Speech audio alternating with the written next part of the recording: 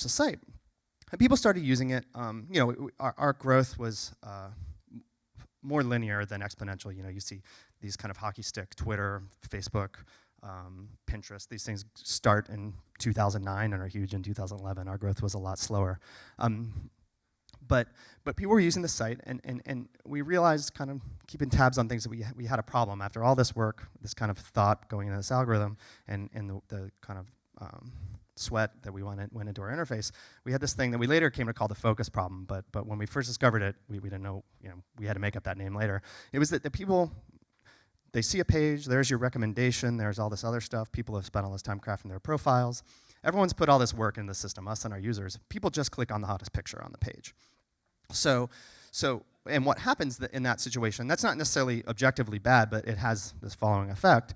That attractive person, you know, displayed on enough pages, just gets way too many messages. She can't answer them. It's almost always a woman, because men initiate most conversations, online and offline, in dating. She gets too many messages. She's probably a little grossed out, because it just feels very weird, but doesn't reply, that for sure.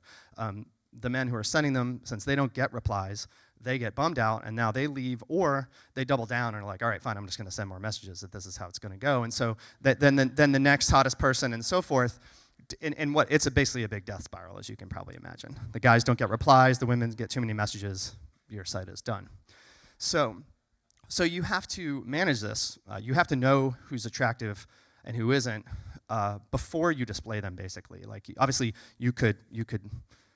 The most ironclad way of knowing how hot someone is by this metric, is just looking at who's gotten a lot of messages. But obviously, your problem has already happened. The problem you want to prevent has occurred, and that doesn't work. So the horse is in the next valley, and you're closing the barn door. So we had to come up with this interface to gather this data.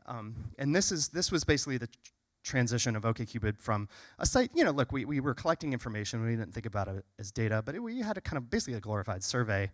The creation of this interface called Quick Match, which I'm about to show you guys, was really the transformation of OkCupid from whatever we were into a site that was using data. And then, yes, okay, sweet. So it's super not complicated. In fact, we ripped it off from Hot or Not, with our innovation being we do 1 to 5 stars instead of 1 to 10. Incredible.